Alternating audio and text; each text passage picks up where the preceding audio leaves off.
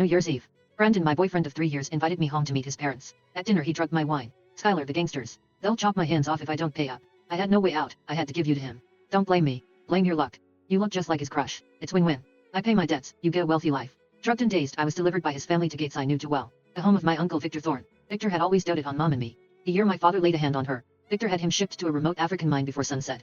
I could barely imagine what Brandon was about to face. The tranquilizer hadn't fully worn off. I lay slumped in the backseat of the car, unable to lift even a finger. The voices of Brandon, Frank, and Carol Miller reached me as a muffled drone, distant and indistinct. Brandon and I had been together since college, straight through graduation. Ours was a stable relationship, one that had never faced any real turbulence. Just before the holidays he'd look so sincere, saying he wanted to take me home to meet his parents to talk about marriage. Thinking I needed to make a good impression on his family, I'd spent days meticulously preparing. I bought a new cashmere coat, got my hair done, and brought 2 expensive bottles of wine and a stack of gift boxes. But after just half a glass of water Carol poured for me, my vision started to blur. Skylar, don't blame me, Brandon said, his face a mask of feigned grievance. I was truly backed into a corner with no way out. 5 million. How was I supposed to pay that back? They'll really chop off my hands. I wanted to curse him, but my tongue wouldn't obey. Only choked, incoherent sounds escaped my throat. Don't feel so wronged either, he continued to ramble.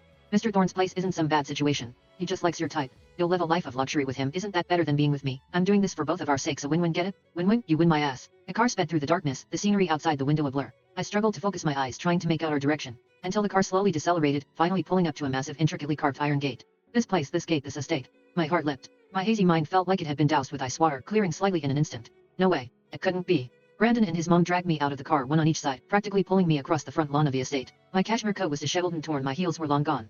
2 straight-backed men stood by the door, watching us approach with expressionless faces. Gentlemen, please inform Mr. Thorne. We truly couldn't trace the money, so we came up with a new way to settle the debt. Frank Miller bent at the waist, fawning over the men in black suits at the door. We've brought Mr. Thorne a New Year's gift. He's definitely going to like it. One of the men shined a flashlight beam across my face. A light stung my eyes, making me squint. His voice was flat. Yes, exactly, my son's girlfriend. Carol quickly chimed in, forcefully pulling my face straight. See? Doesn't she look exactly like the woman Mr. Thorne commemorates every year? We specifically found out about that. And she's at answer very graceful. She'll be attentive to his needs. My stomach lurched. The man was silent for a few seconds, then gestured to a subordinate nearby. Go inform him. He turned back to us. Whether it works out or not I can't say. Just come inside and wait. Thank you, sir. Thank you, sir.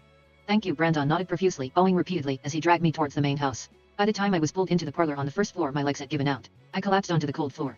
Mr. Thorne is with a guest. Wait here, the man said, then left. As soon as the door closed, Brandon immediately crouched in front of me, a mix of anxiety and calculation on his face. Skylar, help me out just this once. He grabbed my shoulders and shook me. When Mr. Thorne comes, just say you came willingly. Please, I won't look down on you. I promise I'll treat you well afterward. I stared at him, unable to make a sound. Don't you dare stay silent. Carol also leaned in, her nails digging into my arm. If the Millers go down, you won't have it easy either. Brandon's your boyfriend, you should help him. Mom, don't scare her. Brandon faked a gentle reprimand, then turned back to me, softening his tone. Skylar, I know you're angry, but I really have no choice. 5 million. The tranquilizer was slowly wearing off.